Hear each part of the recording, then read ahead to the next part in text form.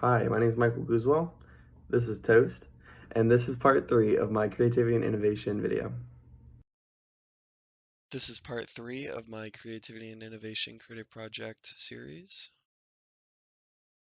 So, what did I learn about innovation that I didn't know from these chapters?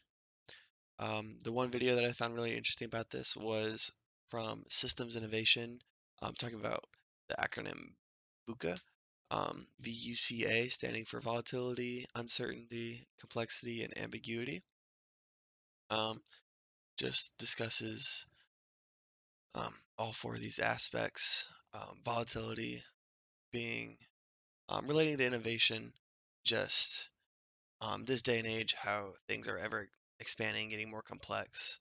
Um, so they're going to definitely be more volatile with new information coming in the market. So many competitors coming up trying to claim these spots. Uncertainty, you never know where the market's going to turn at any time. We can definitely see that with this year and with everything changing in this day and age. Complexity, I kind of talked about it already.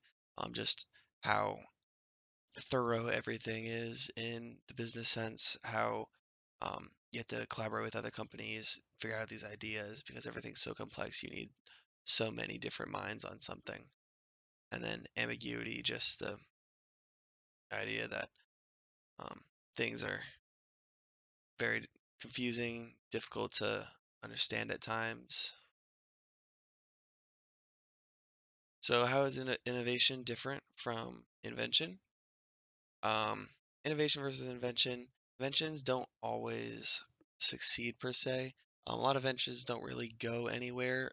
They could be ideas, thoughts, processes, but it doesn't mean that it hits a certain demand in the market.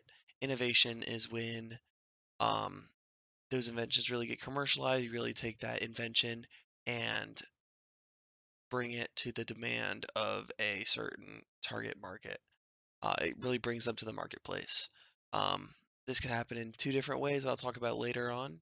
It can happen from small developments over time, um, such as like improvements on the internet or like iPhones, how we see them like slowly getting better over time.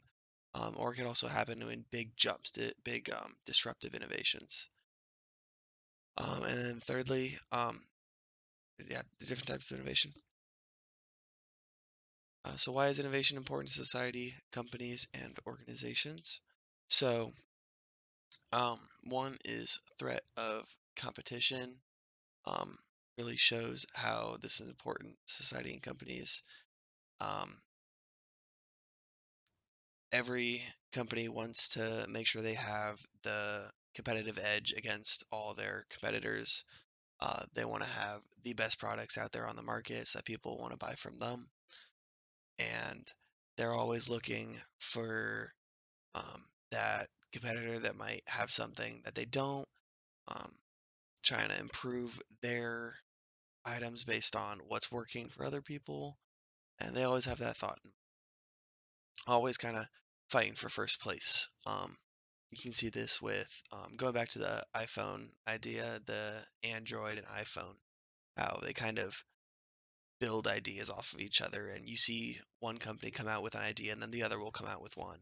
And then there's a bunch of legal battles about who came up with what and who has the rights to what.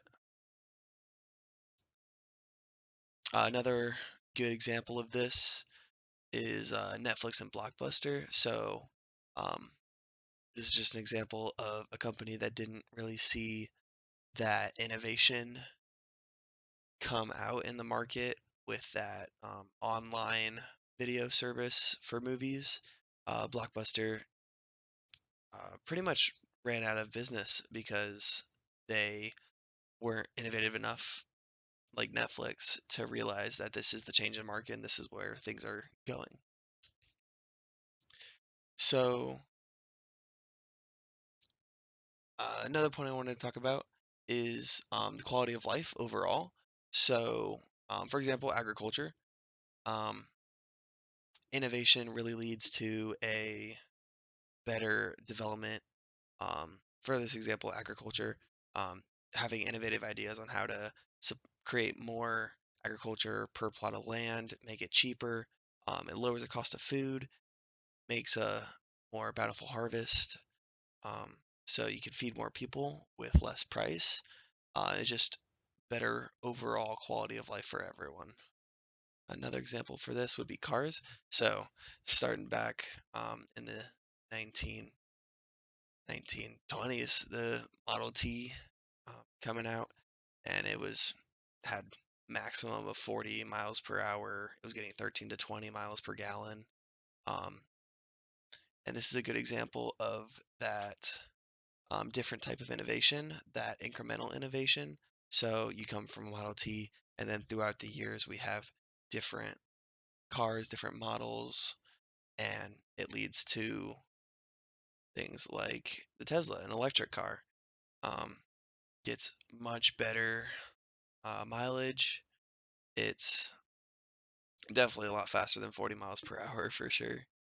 And this happens through many years of innovation and entrepreneurial ideas, improving on what's already there. So that was the incremental innovation.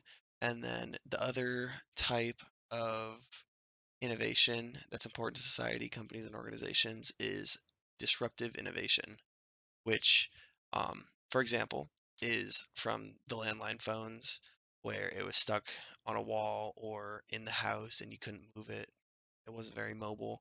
And then we go to the Blackberries and the mobile iPhones where you could bring this along with you in the car or wherever you're going. And it really jumped ahead the phone industry um, from leaps and bounds of where it was before.